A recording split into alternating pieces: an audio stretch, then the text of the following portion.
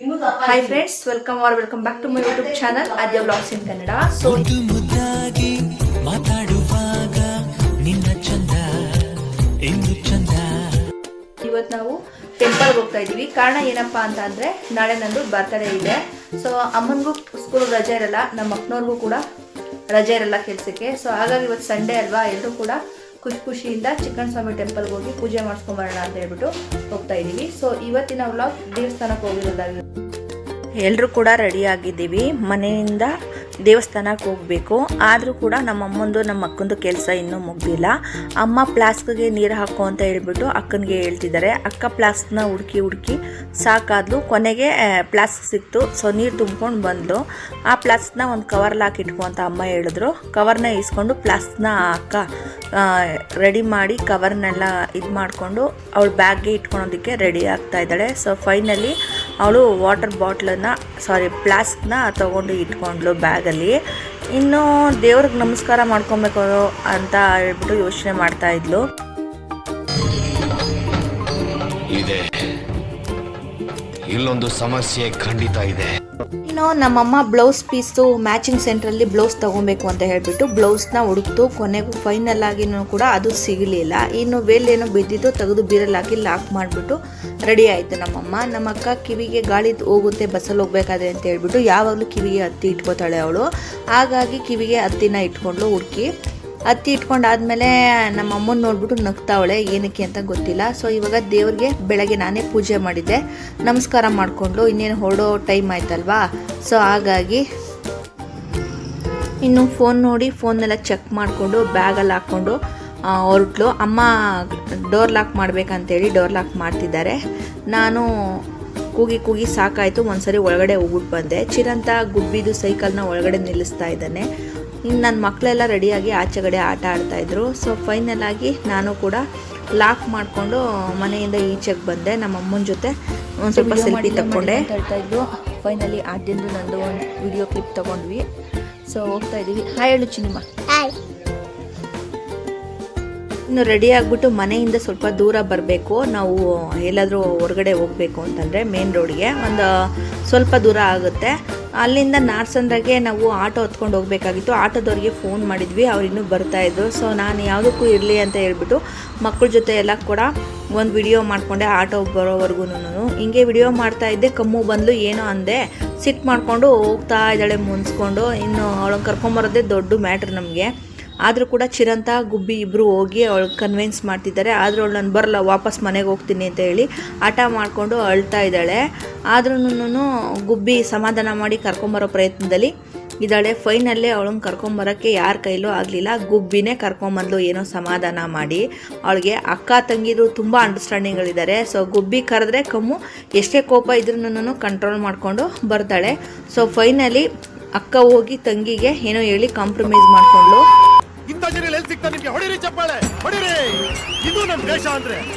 ಇವಾಗ ಆಟೋ ಬಂತು, ಎಲ್ಲರೂ ಕೂಡ ಆಟೋ ಹತ್ಕೊಬೇಕು. ಸೊ ನೋಡಿ ಆಟೋ ಬರ್ತಿದೆ. ಗುಬ್ಬಿ ಕಮ್ಮು ಎಲ್ಲರೂ ಕೂಡ ಆಟೋದಲ್ಲಿ ಹತ್ಕೊಂಡ್ವಿ. ಅಕ್ಕನೂ ಕೂತ್ಕೊಂಡ್ಲು, ಅಮ್ಮ ನಾನು ಎಲ್ಲರೂ ಕೂಡ ಹೋಗ್ತಾ ಇದ್ದೀವಿ ಆಟೋ ಹತ್ಕೊಂಡು ನಾರ್ಸಂದ್ರಾಗೆ ಹೋಗಿ ನಾರ್ಸಂದ್ರದಿಂದ ಕುಣಿಗಲ್ ಬಸ್ನ ಹತ್ಕೊಂಡು ಹೋಗ್ತಾ ಇದ್ದೀವಿ. ಸೊ ಇವತ್ತು ತುಂಬ ಅಂದರೆ ತುಂಬಾ ರಶ್ ಇದೆ ಬಸ್ಸು. ನಮಗೆ ಕೂತ್ಕೊಳೋದಕ್ಕೆ ಸೀಟ್ ಸಿಗಲಿಲ್ಲ. ಆದರೂ ಕೂಡ ನಿಂತ್ಕೊಂಡೇ ಹೋಗ್ತಾ ಇದ್ದೀವಿ. ಅಲ್ಲಿ ಗುಬ್ಬಿಗೆ ಮತ್ತು ಕಮ್ಮಿಗೆ ಸೀಟ್ ಸಿಕ್ತು. ಒಂದು ಸೀಟ್ನಲ್ಲಿ ಇಬ್ಬರು ಕೂಡ ಅಡ್ಜಸ್ಟ್ ಮಾಡಿಕೊಂಡು ಕೂತ್ಕೊಂಡ್ರು. ಆಮೇಲೆ ನನಗೂ ಸೀಟ್ ಸಿಕ್ತು. ನಾನು ಕೂಡ ಅವ್ರ ಪಕ್ಕನೇ ಕೂತ್ಕೊಂಡೆ. ಇನ್ನು ಫೈನಲ್ಲಾಗಿ ನಾವು ಕುಣಿಗಲ್ ಬಸ್ ಸ್ಟಾಪಿಗೆ ಬಂದ್ವಿ. ಕುಣಿಗಲ್ ಬಸ್ ಸ್ಟಾಪು ಸ್ವಲ್ಪ ಇವತ್ತು ತುಂಬ ಬ್ಯುಸಿನೇ ಇತ್ತು. ಬಸ್ಗಳೆಲ್ಲವೂ ಕೂಡ ಇದ್ವು. ನಾವು ಹೆಬ್ಬೂರಿಗೆ ಹೋಗುವಂತಹ ಬಸ್ಸು, ತುಮಕೂರಿಗೆ ಹೋಗುವಂಥ ಬಸ್ನ ಹತ್ಕೊಂಡು ಹೋಗಿ ಚಿಕ್ಕಣ್ಣ ಸ್ವಾಮಿ ಟೆಂಪಲ್ಗೆ ಹೋಗಬೇಕಾಗಿತ್ತು. ಸೊ ಬೆಂಗಳೂರಿಂದ ಬಂದು ಚಿಕ್ಕಣ್ಣ ಸ್ವಾಮಿ ಟೆಂಪಲ್ಗೆ ಯಾರೇ ಹೋಗೋರು ಇದ್ರೂ ಬಂದು ಕುಣಿಗಲ್ಲಿಂದ ತುಮಕೂರು ಬಸ್ ಹತ್ಕೊಂಡು ಹೋಗಬೇಕಾಗುತ್ತೆ. ಸೊ ಅಮ್ಮನೂ ಕೂಡ ಬಸ್ಸಿಂದ ಇಳಿದ್ರು. ಇನ್ನು ನಾವು ಬಸ್ಸೆಲ್ಲ ಇಳಿದು ಬರೋ ಅಷ್ಟರಲ್ಲಿ ತುಮಕೂರು ಬಸ್ಸು ರೆಡಿಯಾಗಿ ನಿಂತಿತ್ತು. ಇನ್ನು ನಾವು ತುಮಕೂರು ಬಸ್ಗೆ ಹತ್ಕೊಂಡ್ವಿ, ನಾನು ನಮ್ಮಮ್ಮ ಮಕ್ಕಳೆಲ್ಲರೂ ಕೂಡ. ತುಮಕೂರಿಗೆ ಹೋಗೋ ಬಸ್ಸೇನು ಅಷ್ಟೊಂದು ರಶ್ ಇರಲಿಲ್ಲ, ಸ್ವಲ್ಪ ಖಾಲಿನೇ ಇತ್ತು. ಇನ್ನು ಮಕ್ಕಳು ಕೂಡ ಸೀಟ್ನಲ್ಲಿ ಕೂತ್ಕೊಂಡ್ರು. ನಮ್ಮ ಅಕ್ಕನೂ ಸೀಟ್ನಲ್ಲಿ ಕೂತ್ಕೊಂಡ್ಲು. ನಾನು ಅಮ್ಮ ಒಂದು ಸೀಟ್ನಲ್ಲಿ ಕೂತ್ಕೊಂಡು ಆಮೇಲೆ ನಮ್ಮ ಅಕ್ಕ ಮಕ್ಕಳಿಗೆಲ್ಲ ತಿಂಡಿ ತಂದಿದ್ಲು. ತಿಂಡಿ ತಿನ್ನಲಿ ಅಂತ ಹೇಳ್ಬಿಟ್ಟು ಕೊಟ್ಲು. ಚಿರಂತ ಕಮ್ಮು ಗುಬ್ಬಿ 3 ಜನನೂ ತಿಂತಿದ್ರು. ಆಮೇಲೆ ಗುಬ್ಬಿಗೆ ಚಿರಂತ ಇದನ್ನ ಪ್ಯಾಕೆಟೆಲ್ಲ ಓಪನ್ ಮಾಡಿಕೊಟ್ಟ, ಕಮ್ಮುಗೆ ನಮ್ಮ ಅಕ್ಕ ಓಪನ್ ಮಾಡಿಕೊಟ್ಲು. ಆಮೇಲೆ ನಮ್ಮ ಚಿರಂತ ಬಂದು ನಮ್ಮ ಪಕ್ಕನೇ ಕೂತ್ಕೊಂಡ, ನಾನು ಅಮ್ಮ ಚಿರಂತ ಕೂತ್ಕೊಂಡ್ವಿ. ಅವನು ಕಿಟಕಿಲಿ ಏನೋ ನೋಡಿಕೊಂಡು ಆರಾಮ್ಸೆ ಕೂತಿದ್ದಾನೆ. ಇನ್ನು ಚಿಕ್ಕಣ್ಣ ಸ್ವಾಮಿ ಟೆಂಪಲ್ಗೆ ಹೋಗ್ತಾ ಇದ್ದೀವಿ. ಇದು ಕುಣಿಗಲ್ ಕೆರೆ. ಮೊದಲಿಂದ ವಿಡಿಯೋ ಮಾಡ್ಕೊಬೇಕಾಗಿತ್ತು, ಆಗಲಿಲ್ಲ, ಸಡನ್ನಾಗಿ ಮಾಡಿಕೊಂಡೆ ಸ್ವಲ್ಪ ಕ್ಲಿಪ್ಸ್ನ. ಇದು ಕುಣಿಗಲ್ ಕೆರೆ ಇರುತ್ತೆ. ಇನ್ನು ಕುಣಿಗಲ್ ಬಿಟ್ಟು ಮುಂದೆ ಬಂದು ಚಿಕ್ಕಣ್ಣ ಸ್ಟಾಪಲ್ಲಿ ನಾವು ಇಳಿದ್ವಿ. ಇಳ್ದಾದ್ಮೇಲೆ ಅಲ್ಲಿಂದ ಸ್ವಲ್ಪ ದೂರ ಆಟೋದಲ್ಲಿ ಹೋಗಬೇಕಾಗುತ್ತೆ ಟೆಂಪಲ್ಗೆ. ಸೊ ಬಸ್ ಸ್ಟ್ಯಾಂಡಲ್ಲಿ ಇಳಿದ್ಬಿಟ್ಟು ಈ ರೋಡಲ್ಲಿ ಸೀದಾ ನಡ್ಕೊಂಡು ಹೋದರೆ ನಮಗೆ ಚಿಕ್ಕಣ್ಣ ಸ್ವಾಮಿದು ಟೆಂಪಲ್ ಸಿಗುತ್ತೆ. ಯಾರಾದರೂ ನಡ್ಕೊಂಡು ಹೋಗೋರಿದ್ರೆ ನಡ್ಕೊಂಡು ಹೋಗ್ತಾರೆ, ಇಲ್ಲ ಅಂತಂದರೆ ಈ ರೋಡಲ್ಲಿ ಹೋಗ್ತಾನೆ ಏನಾದರೂ ಮಾಟ ಮಂತ್ರ, ವಾಮಾಚಾರ ಮತ್ತು ಏನಾದರೂ ಸತಿಪತಿ ಕಲಹ, ಕೆಲಸದಲ್ಲಿ ಡೆವಲಪ್ ಆಗದೆ ಇರೋದು, ವ್ಯವಹಾರದಲ್ಲಿ ಸ್ವಲ್ಪ ಹಿಂದೆ ಉಳಿಯೋದು, ಮಕ್ಕಳು ವಿದ್ಯಾಭ್ಯಾಸ ಯಾವುದೇ ತೊಂದರೆ ಇದ್ರೂ ಕೂಡ ಈ ಒಂದು ಸ್ವಾಮಿಗೆ ಅರ್ಕೆ ಮಾಡಿಕೊಂಡ್ರೆ ಅದು ಫಲಿಸುತ್ತೆ. ಇನ್ನು ಹೇಳಬೇಕು ಅಂತಂದರೆ ಚಿಕ್ಕಣ್ಣ ಸ್ವಾಮಿ ದೇವಸ್ಥಾನದಲ್ಲಿ ಶಾಸ್ತ್ರ ಹೇಳೋರು ತುಂಬಾ ಜನ ಇರ್ತಾರೆ. ನೋಡಿ, ನಾನು ತೋರಿಸ್ತಾ ಇದ್ದೀನಲ್ಲ, ಈ ಒಂದು ಬೀದಿನಲ್ಲಿ ಫುಲ್ ಆಲ್ಮೋಸ್ಟ್ ಒಂದು 90% ಈ ಥರ ಚಿಕ್ಕ ಚಿಕ್ಕ ಅಂಗಡಿಗಳು ಕಾಣ್ತಾ ಇದೆಯಲ್ಲ, ಈ ಅಂಗಡಿಗಳಲ್ಲಿ ಎಲ್ಲರೂ ಕೂಡ ಶಾಸ್ತ್ರನ ಹೇಳ್ತಾರೆ. ಅದೆಷ್ಟು ನಿಜ ಅಂತ ನನಗೆ ಗೊತ್ತಿಲ್ಲ, ನಾನು ಯಾವತ್ತೂ ಅದನ್ನು ಕೇಳೂ ಇಲ್ಲ, ನಂಬೂ ಇಲ್ಲ. ಸೊ ಆದರೂ ಕೂಡ ಯಾರಾದರೂ ಕೇಳೋರಿದ್ರೆ ನೋಡಿ, ಈ ಒಂದು ರೋಡಲ್ಲಿ ಹೋಗ್ಬೇಕಾದ್ರೆ ಬೇಜಾನ್ ಈ ಥರ ಶಾಸ್ತ್ರ ಹೇಳೋಂತಹ ಶಾಪ್ಗಳು ಸಿಗುತ್ತೆ. ತುಂಬ ಜನ ವೆಯ್ಟಿಂಗ್ ಲಿಸ್ಟಲ್ಲಿ ನಿಂತ್ಕೊಂಡು ಶಾಸ್ತ್ರನ ಕೇಳ್ತಾರೆ. ಒಂದೆರಡಲ್ಲ, ಸುಮಾರು 10-20 ಶಾಸ್ತ್ರ ಹೇಳುವಂತಹ ಅಂಗಡಿಗಳು ಇದೇ ರೋಡಲ್ಲಿ ಇದೆ. ಸೊ ಫೈನಲ್ ಆಗಿ ಇದನ್ನೆಲ್ಲ ಮುಗಿಸ್ಕೊಂಡು ನಾವು ಲಾಸ್ಟ್ ಡೆಡ್ ಎಂಡ್ಗೆ ಬಂದಾಗ ಅಲ್ಲಿ ನಮಗೆ ಆಟೋ ಸ್ಟ್ಯಾಂಡ್ ಸಿಗುತ್ತೆ. ಅಲ್ಲಿ ಆಟೋ ಹತ್ಕೊಂಡು ನಾವು ಹೋಗ್ಬೇಕಾಗುತ್ತೆ. ಸೊ ನೋಡಿ, ಇದೆಲ್ಲ ಶಾಸ್ತ್ರ ಹೇಳುವಂತಹ ಅಂಗಡಿಗಳು. ದೇವ್ರ ಸಾಮಾನು ಏನಾದರೂ ಬೇಕು ಅಂತಂದರೆ ಈ ರೋಡಲ್ಲೇ ಸಿಗುತ್ತೆ. ಸೊ ತೊಗೊಂಡು ಹೋಗ್ಬೋದು. ಆಟೋ ಹತ್ಕೊಂಡು ನಾವಿವಾಗ ಚಿಕ್ಕಣ್ಣ ಸ್ವಾಮಿ ಟೆಂಪಲ್ಗೆ ಹೋಗ್ತಾ ಇದ್ದೀವಿ. ಇಲ್ಲಿಗೆ ಆಟೋನೇ ಹೋಗೋದು. ಓನ್ ವೆಹಿಕಲ್ಸ್ ಇದ್ದರೆ ಓನ್ ವೆಹಿಕಲ್ಸಲ್ಲಿ ಹೋಗ್ಬೋದು. ಓನ್ ವೆಹಿಕಲ್ಸ್ ಇಲ್ಲ ಅಂತಂದರೆ ಕುಣಿಗಲ್ಗೆ ಹೋಗಿ ಕುಣಿಗಲಿಂದ ಚಿಕ್ಕಣ್ಣ ಸ್ವಾಮಿ ಟೆಂಪಲ್ ಬಸ್, ತುಮಕೂರು ಬಸ್ ಹತ್ತಿ ಟೆಂಪಲ್ ಇರುವಂತಹ ಜಾಗದಲ್ಲಿ ಇಳ್ಕೊಂಡು ಅಲ್ಲಿಂದ ಸ್ವಲ್ಪ ಮುಂದಕ್ಕೆ ಆಟೋ ಹೊತ್ಕೊಂಡೇ ಹೋಗಬೇಕು. ಸೊ ಆಟೋ ಹೊತ್ಕೊಂಡೇ ಹೋಗ್ತಾ ಇರೋದು. ಅಲ್ಲಿ ಸೀಟ್ ಲೆಕ್ಕ ಹಾಕ್ತಾರೆ ನೋಡಿ. ಇದು ರೋಡು ಅಷ್ಟು ಚೆನ್ನಾಗಿಲ್ಲ ಹೋಗೋದಕ್ಕೆ.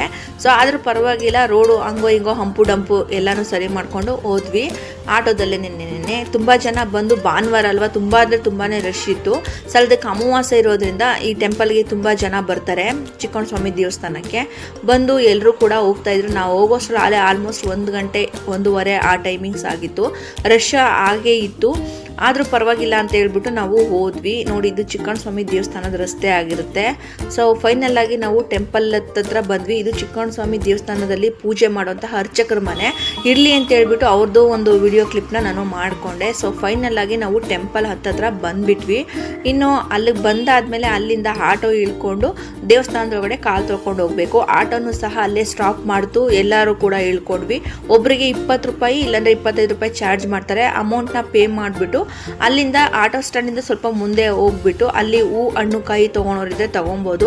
ಇಲ್ಲ ಅಂತ ಅಂದರೆ ಅಲ್ಲಿ ನೀರಿನ ವ್ಯವಸ್ಥೆ ಇದೆ. ಕಾಲನ್ನ ತೊಳ್ಕೊಂಡು ದೇವಸ್ಥಾನದೊಳಗಡೆ ಹೋಗಬೇಕು. ಚಪ್ಪಲಿಗಳನ್ನೆಲ್ಲ ಅಲ್ಲೇ ಬಿಟ್ಬಿಟ್ಟು. ಸೊ ನೋಡಿ, ಈ ಥರ ಅಂಗಡಿಗಳಲ್ಲಿ ನಾವು ಚಪ್ಪಲಿಗಳನ್ನ ಬಿಟ್ಬಿಟ್ಟು ಹೋಗ್ಬೋದು. ಈ ಸತಿ ನೀರು ಇರಲಿಲ್ಲ ಅಂತ ಹೇಳ್ಬಿಟ್ಟು ಅಲ್ಲಿ ಕಾಲು ತೊಳ್ಕೊಳ್ಲಿಲ್ಲ. ಇನ್ನು ಪೂಜೆ ಸಾಮಾನು ತೊಗೊಳೋ ಜಾಗದಲ್ಲೇ ನೀರು ಕೊಟ್ಟರು ನಮಗೆ. ಅಲ್ಲೇ ಕಾಲನ್ನ ತೊಳ್ಕೊಂಡು ಅವ್ರ ಹತ್ರ ಪೂಜೆ ಸಾಮಾನನ್ನ ಈಸ್ಕೊಂಡು ಏನು ಬೇಕು, ಕಾಯಿ, ನಿಂಬೆಹಣ್ಣು ಮತ್ತು ಬಾಳೆಹಣ್ಣು, ಹೂವು ಎಲ್ಲನೂ ಕೂಡ ಇಲ್ಲೇ ಸಿಗುತ್ತೆ. ಸೊ ನಾವು ಅಲ್ಲೇ ಬಾಳೆಹಣ್ಣು ಅಂದರೆ ಒಂದು ಫುಲ್ ಸೆಟ್ಟು ಬೇಕಾಗಿರೋದು ಪೂಜೆ ಮಾಡಿಸೋದಕ್ಕೆ ಅದನ್ನು ತೊಗೊಂಡು ಅಲ್ಲಿಂದ ಹೊರಟ್ವಿ. ಇನ್ನು ನಮ್ಮಮ್ಮ ಪೂಜೆ ಸಾಮಾನನ್ನ ತೊಗೊಂಡ್ರು. ಕಮ್ಮು ಕಾಲು ತೊಳ್ಕೊಳಕ್ಕೆ ನೀರಿಲ್ಲ ಅಂತೇಳಿ ಸಿಟ್ಟು ಮಾಡಿಕೊಂಡು ನಿಂತಿದ್ಲು. ಅವಳಿಗೂ ಕಾಲು ತೊಳ್ಸ್ಕೊಂಡು ದೇವಸ್ಥಾನದ ಸಾಮಾನು, ಪೂಜೆ ಸಾಮಾನನ್ನ ತೊಗೊಂಡು ಫೈನಲ್ ಆಗಿ ನಾವು ದೇವಸ್ಥಾನದೊಳಗಡೆ ಹೋಗ್ತಾ ಇದ್ದೀವಿ. ತುಂಬ ಅಂದರೆ ತುಂಬಾ ರಶ್ ಇತ್ತು. ದೇವಸ್ಥಾನ ಮಾತ್ರ ಹೇಳೋದಕ್ಕೆ ಅಸಾಧ್ಯ. ಇಲ್ಲಿ ಮಧ್ಯಾಹ್ನ ಟೈಮು ಪ್ರಸಾದ ಕೂಡ ಕೊಡ್ತಾರೆ, ಊಟ ಮಾಡ್ಕೊಂಡು ಬರ್ಬೋದು. ಸೊ ಮಧ್ಯಾಹ್ನ ಆಗಿತ್ತು. ನಾವು ತುಂಬ ಅಂದರೆ ತುಂಬಾ ಜನ ಇದ್ದರು. ಎಷ್ಟು ಬಿಸಿಲು ಕೂಡ ಇತ್ತು ಇವತ್ತು, ಭಾನುವಾರ ಆಗಿದ್ದರಿಂದ. ಸೊ ಇವತ್ತು ಲೈನ್ನಲ್ಲಿ ನಿಲ್ಲಿಸ್ತಾರೆ ಅಂದರೆ ಅಷ್ಟಿಷ್ಟು ಜನ ಇಲ್ಲ, ಅಷ್ಟು ಜನ ತುಂಬಿ ತುಳುಕಾಡ್ತಾ ಇತ್ತು ನೋಡಿ. ಈ ಒಂದು ಪ್ಲೇಸಿಂದ ಎಂಟ್ರೆನ್ಸಿಂದ ಹೋಗಿ ನಾವು ಕ್ಯೂನಲ್ಲಿ ನಿಂತ್ಕೊಬೇಕು. ಇಲ್ಲೂ ಕೂಡ ನಾವು ತೊಗೊಂಡೋಗಿರೋ ಪೂಜೆ ಸಾಮಾನನ್ನ ನಾವೇನೇನೇನೇ ದೇವ್ರಿಗೆ ಕೊಟ್ಟು ಪೂಜೆ ಮಾಡಿಸ್ಕೊಬೇಕು. ಕಾಯಿನ ಮೊದಲೇ ಹೊಡ್ಕೊಂಡು ಹೋಗಬೇಕು. ನೋಡಿ, ಎಷ್ಟೊಂದು ಜನ ಕ್ಯೂನಲ್ಲಿ ನಿಂತಿದ್ದಾರೆ, ತುಂಬ ರಶ್ ಇತ್ತು.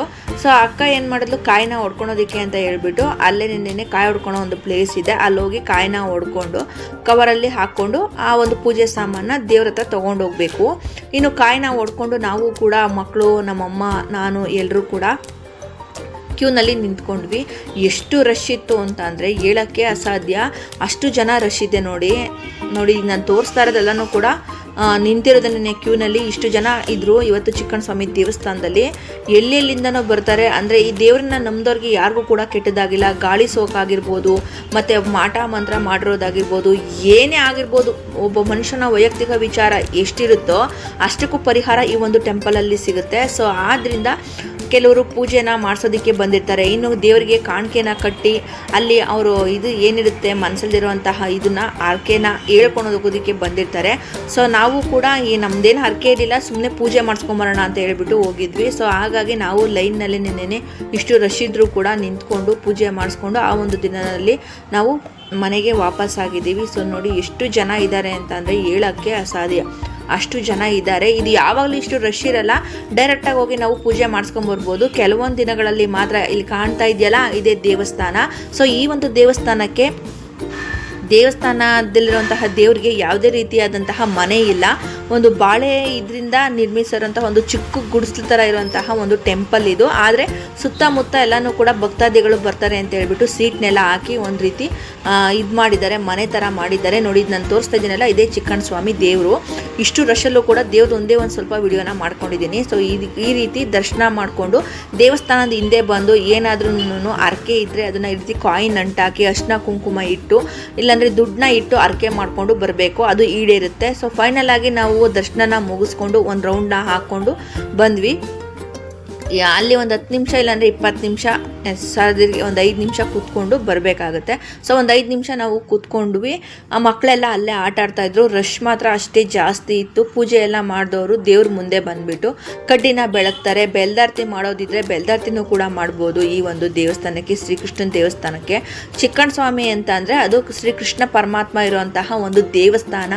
ಇಲ್ಲಿ ನಾವು ಏನೇ ಅಂದ್ಕೊಂಡ್ರೂ ಕೂಡ ನಡೆಯುತ್ತೆ. ಸೊ ಏನಾದ್ರೂ ದೃಷ್ಟಿ ಆಗಿದ್ರೆ, ವಾಮಾಚಾರ ಏನಾದರೂ ಪ್ರಯೋಗ ಆಗಿದ್ರೆ ಈ ರೀತಿ ನಿಂಬೆಹಣ್ಣುಗಳನ್ನ ತೊಗೊಂಡೋಗಿ 3 ಸುತ್ತು ಉಲ್ಟಾ ಸುತ್ತಿ 3 ಸುತ್ತು ಡೈರೆಕ್ಟಾಗಿ ಸುತ್ತಕೊಂಡು ಮಕ್ತಿಂದ ಕೆಳಕ್ಕೆ ನೀಗುಳಿಸ್ಬಿಟ್ಟು ಅದನ್ನು ಅಲ್ಲೇ ಚೆಚ್ಬಿಟ್ಟು ಬರ್ತಾರೆ ಎಷ್ಟೋ ಜನ. ಇನ್ನು ಏನಾದ್ರೂ ಬೇಲಿ ಸಾಲು ಆ ಥರದ್ದೆಲ್ಲ ಇದ್ದರೆ ಅದನ್ನ ಪರಿಹಾರ ಕೂಡ ಅಲ್ಲೇ ಮಾಡ್ಕೋತಾರೆ. ನಾವು ದರ್ಶನ ಎಲ್ಲ ಮಾಡಿಕೊಂಡು ಕೈ ಮುಕ್ಕೊಂಡು ದೇವ್ರ ಹತ್ರ ಪ್ರಾರ್ಥನೆ ಮಾಡಿಕೊಂಡು ಇವಾಗ ಬರ್ತಾ ಇದ್ದೀನಿ ಫೈನಲ್ ಆಗಿ.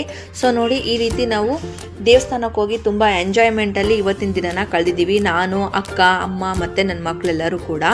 ಆಮೇಲೆ ಅಲ್ಲಿಂದ ಬಂದಮೇಲೆ ಮುಂದೆಗಡೆ ದೇವಸ್ಥಾನದ ಮುಂಭಾಗದಲ್ಲಿ ನಿಂಬೆಹಣ್ಣಾಗಿರ್ಬೋದು ಅಥವಾ ಕರ್ಪೂರ ಆಗಿರ್ಬೋದು ಎಲ್ಲನೂ ಕೂಡ ಹಚ್ಬೋದು. ನಾವೇನು ಆ ಥರ ನಿಂಬೆಹಣ್ಣು ಯಾವತ್ತೂ ಹೊಡೆಯೋದು ಇಲ್ಲ.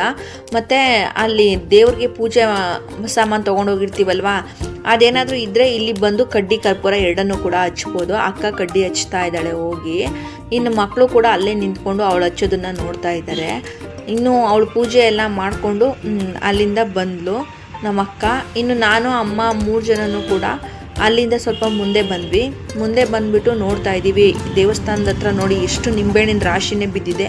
ಎಲ್ಲರೂ ಕೂಡ ಏನಾದರೂ ಆಗಿದೆ ಅಂತ ಹೇಳ್ಬಿಟ್ಟು ನಿಗುಳಿಸಿ ಅಲ್ಲೇ ನಿಂಬೆಹಣ್ಣ ಹೊಡೆದ್ಬಿಡ್ತಾರೆ.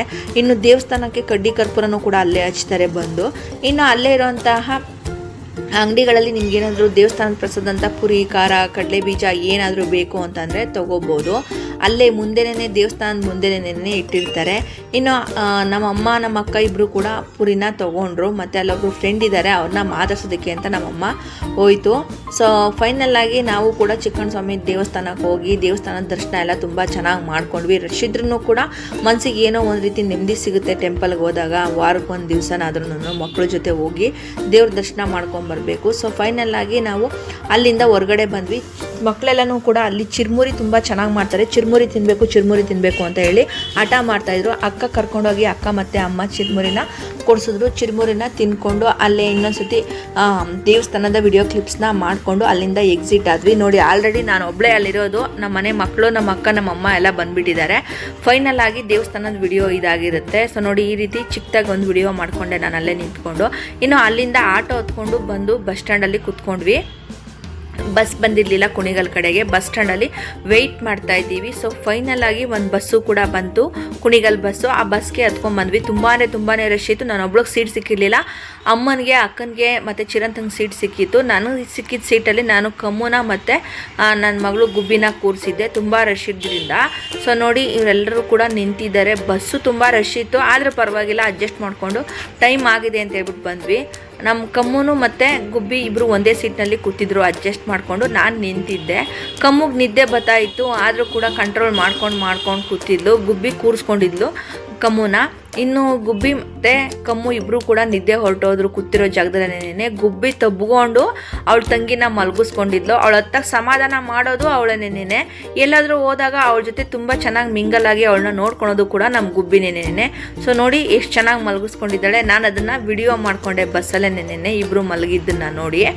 ಇನ್ನು ಅಲ್ಲಿಂದ ಕುಣಿಗಲ್ಗೆ ಬಂದ್ವಿ ನಾವು. ಬಂದಾದಮೇಲೆ ಅಮ್ಮ ಅಕ್ಕ ಇಬ್ಬರು ತರಕಾರಿ ತೊಗೋಬೇಕು ಅಂತ ಹೇಳ್ಬಿಟ್ಟು ಕುಣಿಗಲು ಅಲ್ಲೇನೆ ತರಕಾರಿ ಮಾರ್ಕೆಟ್ಗೆ ಹೋಗಿ ಸ್ವಲ್ಪ ತರಕಾರಿಗಳನ್ನ ತೊಗೊಂಡ್ವಿ. ಇನ್ನು ತರಕಾರಿ ತೊಗೊಂಡಾದ್ಮೇಲೆ ಅಲ್ಲಿ ಯಾರೋ ಮಾವಿನ ಹಣ್ಣು ಕೂಡ ಮಾರ್ತಾಯಿದ್ರು. ಮಾವಿನ ಹಣ್ಣಿನ ಸೀಸನ್ ಮುಗ್ದೋಗಿದೆ, ಆದರೂ ಕೂಡ ಮಾವಿನ ಹಣ್ಣನ್ನ ತೊಗೋಬೇಕು ಅಂತ ಅಕ್ಕ ಕೇಳ್ತಾ ಇದ್ಲು ಅಮ್ಮನ್ನ. ಸರಿ ಆಯಿತು ತಗೋ ಅಂತ ಹೇಳ್ಬಿಟ್ಟು ಅಮ್ಮ ಹೇಳಿದ್ರು. ಇನ್ನು ಮಾವಿನ ಹಣ್ಣಿಂದು ಆಟೋನು ಕೂಡ ಅಲ್ಲೇ ನಿಂತಿತ್ತು ನೋಡಿ. ಅಲ್ಲಿ ನಿಂತಿರೋ ಆಟೋನೇ ಮಾವಿನ ಹಣ್ಣಿಂದು. ಇನ್ನು ತರಕಾರಿ ಎಲ್ಲ ತೊಗೊಂಡಾದ್ಮೇಲೆ ಅವ್ರ ಹತ್ರ ಚೇಂಜ್ನ ಈಸ್ಕೊಂಡು ಸ್ವಲ್ಪ ಮುಂದೆ ಬರ್ತಾ ಇದ್ದೀವಿ. ಮುಂದೆ ಬಂದಮೇಲೆ ಮಾವಿನ ಹಣ್ಣನ್ನ ತೊಗೊಳೋದಕ್ಕೆ ಅಂತ ಹೇಳ್ಬಿಟ್ಟು ಪಲ್ಲವಿ ಹೋಗಿ ಮಾವಿನ ಹಣ್ಣನ್ನ ತೊಗೋತಾ ಇದ್ದಾಳೆ. ಚೋತಾಪುರಿ ಮಾವಿನಕಾಯಿ ಮತ್ತು ಹಣ್ಣಾಗಿರೋ ಮಾವಿನಕಾಯಿ ಹಣ್ಣನ್ನ ನಮ್ಮಮ್ಮ ಮತ್ತು ನಮ್ಮ ಅಕ್ಕ ಇಬ್ಬರು ಕೂಡ ಚೆಕ್ ಮಾಡಿ ತೊಗೋತಾ ಇದ್ದಾರೆ. ಹಣ್ಣಾಗಿರೋದು ಮತ್ತು ಕಾಯಿ ಎರಡೂ ಬೇಕು ಅಂತ ಹೇಳ್ಬಿಟ್ಟು ಹಣ್ಣು ಮತ್ತು ಕಾಯಿ ಎರಡನ್ನೂ ಕೂಡ ಪಲ್ಲವಿ ತೊಗೊಂಡ್ಲು. ಇನ್ನು ಅದೆರಡು ಕೆ ಜಿ ಮಾವಿನ ಹಣ್ಣ ತೊಗೊಂಡ್ರು. ಚೋತಾಪುರಿ ಮಾವಿನ ಹಣ್ಣು 2 kg, ಹಣ್ಣಾಗಿರೋ ಮಾವಿನ ಹಣ್ಣು 2 kgನ ತೊಗೊಂಡು ಅಲ್ಲಿಂದ ಸ್ವಲ್ಪ ಮುಂದೆ ಬಂದ್ವಿ ನಾವು.